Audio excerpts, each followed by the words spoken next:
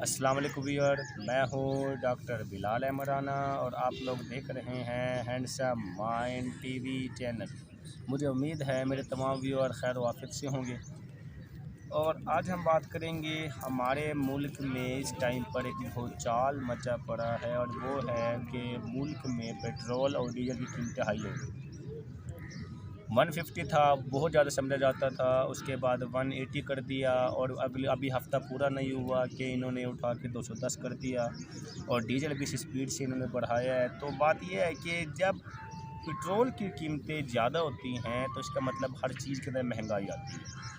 क्योंकि हर चीज़ ही जितनी भी इंपोर्ट एक्सपोर्ट है तो वो उस किसी न किसी व्हीकल पे आनी है जिसके अंदर पेट्रोल लगना ही लगना है, जो कि लाजमी है। अब जब उनको अपना कैरी का ख़र्चा ज़्यादा लगना है तो उसकी वजह से कीमतें ने तो हाई होना ही होना है। सवाल यहाँ पे ये पैदा होता है कि चले जी पेट्रोल ज़्यादा हो गया, कीमतें हाई हो गई, तो कसूरवार कौन है? क्योंकि अगर हम नून लीग की बात करते हैं, नून लीग वाले कहते हैं जी कि पीपल पार्टी पीटीआई वालों ने 4 साल मुल्क की तबाही कर दी थी और ये उनके मसाइल थे और ये कर वो कर दिया, एक दिन में कैसे हम कंट्रोल करें। और अगर नून लीग वालों से पीटीआई वाले से बात करते हैं तो वो कहते हैं जी ये इनका सारे टॉपिक में सारा कुछ। अच्छा, एक चीज़ जो नोट करने वाली है वो ये है कि पेट्रोल की कीमतें तो हाई हो गई, पीटीआई के अंदर बाकी लोगों ने भी कुछ भी ऐसे बयान दिए कि मुल्क के अंदर महंगाई बहुत ज़्यादा हो गई वगैरह वगैरह।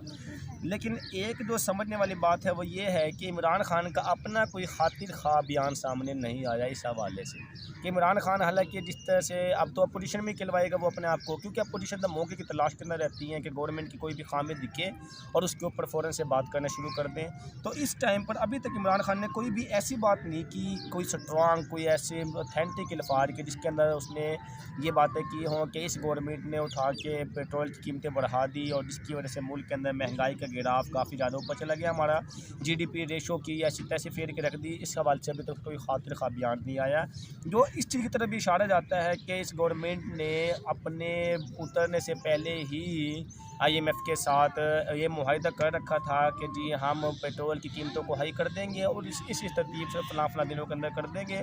तो जब आईएमएफ से कर्जा लेना था तो उस सूरत हाल का दो ही हल थे कि या तो उस कौमी ख़जाने को भरने के लिए या तो वो पेट्रोल की कीमतों को ज़्यादा करें या फिर वो ऐसे ही चलते जाए मुल्क और ये ना हो कि मुल्क दिवालिया का शिकार हो जाए।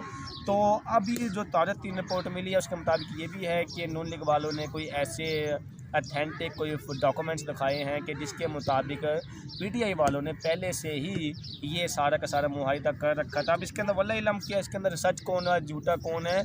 हमारे यहाँ ये इससे बढ़ के जो मसला है, पेट्रोल की कीमतें तो हाई हो ही गई हैं, महंगाई का गिराफ वाकई ऊपर है, लेकिन मेन चीज़ ये है कि चाहे तो वो पीटीआई है चाहे वो नून लीग है, दोनों की ही टोपी ड्रामा है। मसलन अब दोनों के टोपी ड्रामा कैसे है कि अब नून लीग अगर कहते हैं कि ये कर दिया वो कर दिया, तो नून लीग कब से चलती आ रही है कि अगर आप तारीख को उठा के देखें तो 88 से लेकर 90, 90 से लेकर 93, 93 से लेकर 95, 95 से लेकर 98 और फिर 98 से लेकर 2002 और फिर 2002 से 10 और इस तरीके से ये गवर्नमेंट चलती रही है हमारी, ठीक है।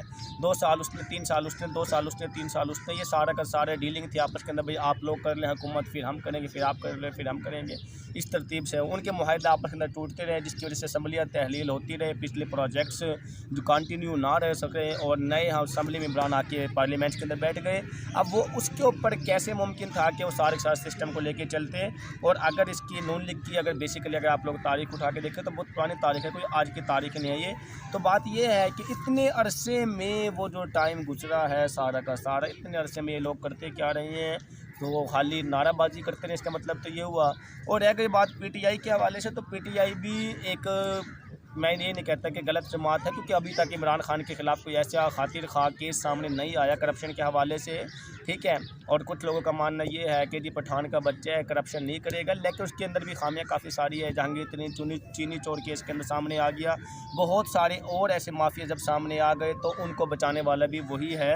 हालांकि इस टाइम पे उनको जो है ना कटहरे के अंदर लाया जा सकता था। और रह गई बात ये कि उसने KPK को बेहतर किया है, तो अगर डेमोग्राफिक फिगर के लिहाज से देखें तो KPK के अंदर जो करप्शन का रेशो है वो कम नहीं हुई है और जो क्राइम की रेशो है वो कोई कम नहीं हुई है। अगर जहाँ जिस इलाके के अंदर करप्शन और क्राइम ज़्यादा होगा, इसका मतलब हम उसको साफ निज़ाम कभी भी नहीं कह सकते। जिस तरह से मिसाल बनी हुई है कि जिस मुल्क के अंदर अगर तालीम और सेहत बेहतर होगी तो वह मुल्क खुशहाली की तरफ जाएगा। बिल्कुल इसी तरह जहाँ करप्शन और क्राइम का रेशो ज़्यादा होगी तो फिर इसका मतलब वो कभी भी बेहतरी की तरफ नहीं जा सकता। अब पीछे रह गई बात की यही थी कि कर्जे इन्होंने ले लिए, ये है वो है सारा कुछ।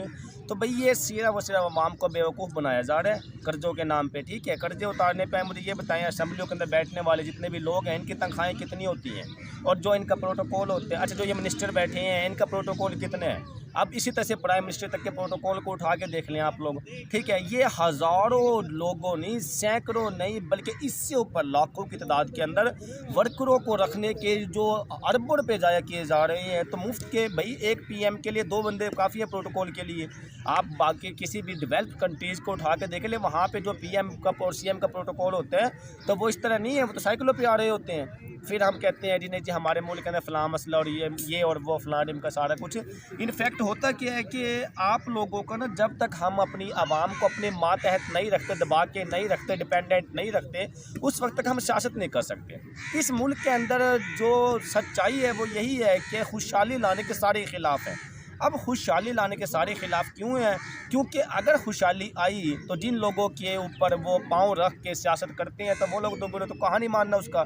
अब जब डिपेंडेंसी ख़त्म होगी तो फिर ऑटोमेटिकली उस डिपेंडेंसी के ख़त्म होने की वजह से इनकी सियासत मरेगी और ऐसा कोई भी नहीं चाहते।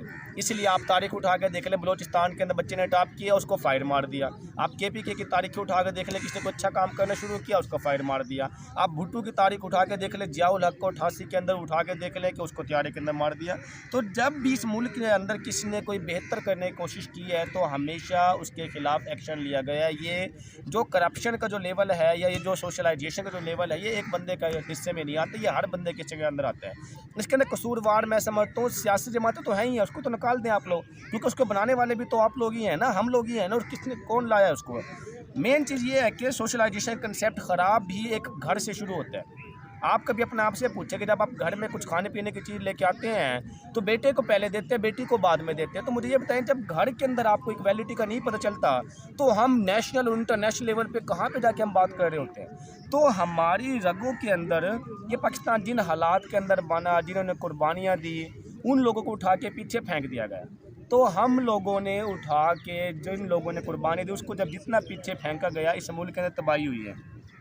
तो पेट्रोल का हाई होना और ये पेट्रोल इतना हो गया, पेट्रोल इतना हो गया, मुल्क के अंदर महंगाई का ग्राफ ज़्यादा हो गया। तो भाई बात ये है कि जिन्होंने निज़ाम चलाना है, मैं भी शर्ती तौर पे कह सकता हूँ कि अभी भी जिन्हों का पेट्रोल के बगैर काम नहीं चलता तो वह भी मोटरसाइकिल में पेट्रोल डलवा के आए होंगे।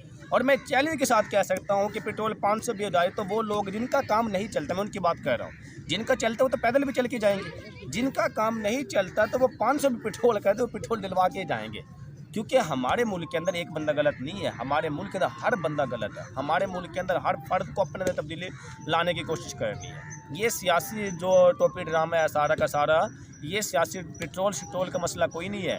अगर सिर्फ ये 1 महीने की तनख्वाह दे दे असम्बलियों के अंदर बैठने वाले मेम्बरान और जो PM CM का प्रोटोकॉल पे लगने वाले सिर्फ पैसे ख़त्म हो जाएं तो ना सिर्फ हमारा जो ये हमने IMF के थ्रू कर्जे इतने ले लिए ना सिर्फ ख़त्म हो सकते हैं, बल्कि सिर्फ एक दफ़ा ऐसा करने से हमारा मुल्क हाथों कर्जे देने वाला बन सकता है। लेकिन दौलत की गैर मुसावियाना तकसीम ने के 11 ख़ानदानों के अंदर सिर्फ दौलत इतनी है कि बस वही राज करेंगे, वो उस सिस्टम को चेंज नहीं करना चाहते।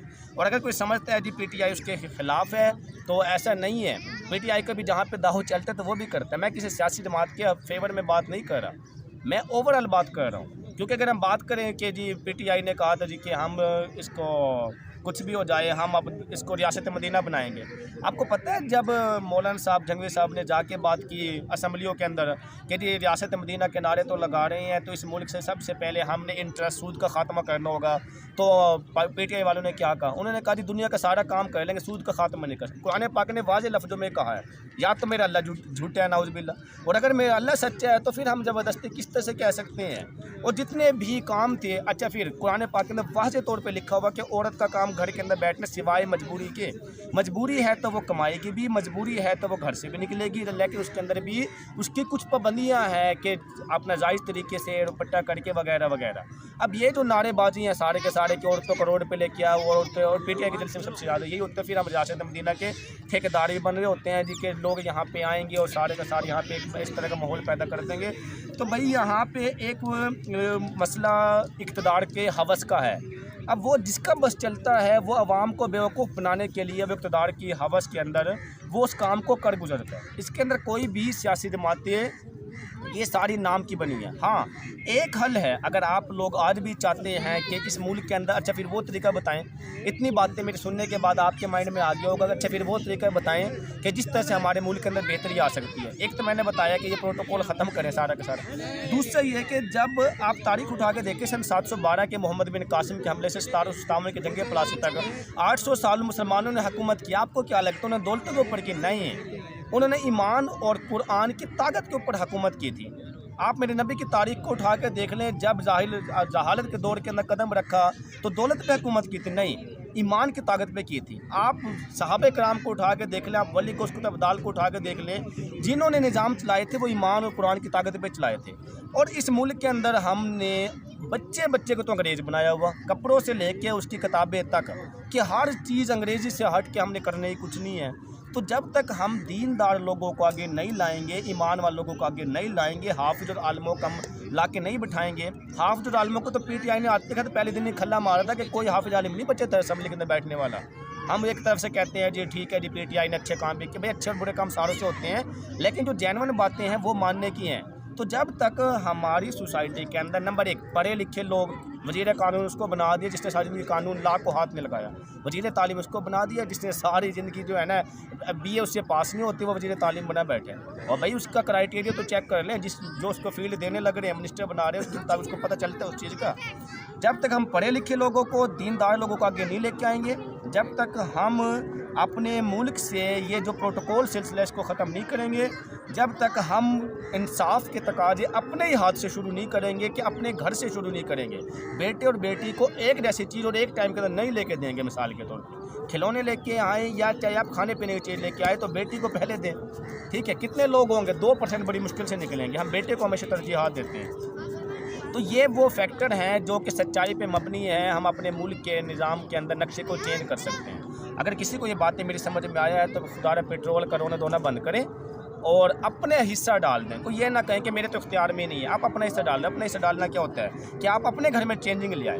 अगर आप अपने घर में चेंजिंग ले आते इसका मतलब आपकी रिस्पॉन्सिबिलिटी पूरी हो गई, फिर आपके जो जितना इख्तियार है कंट्रोल आप उतना कर लें। अगर आप इस तरह से चलते हैं, मुझे उम्मीद है कि हमारा मुल्क बहुत जल्दी, ना कि सालों में बल्कि महीनों में चेंज हो सके। अगर आप लोगों की बातें मेरी समझ में आई हैं तो खुदा चेंज योर सेल्फ फर्स्टली, तो ख़ुद को चेंज करें, सबसे पहले सब कुछ चेंज हो जाएगा। और अगर आपको ये वीडियो अच्छी लगी है तो आप लोग हमारे चैनल को लाइक करें, सब्सक्राइब करें, बेल आइकन को दबाएं ताकि बर वक्त आप लोगों तक हमारे तमाम वीडियो मौसूल हो। इसके साथ ही आप अपना ख्याल रखिएगा, इजाज़त दीजिएगा। अल्लाह हाफ़िज़।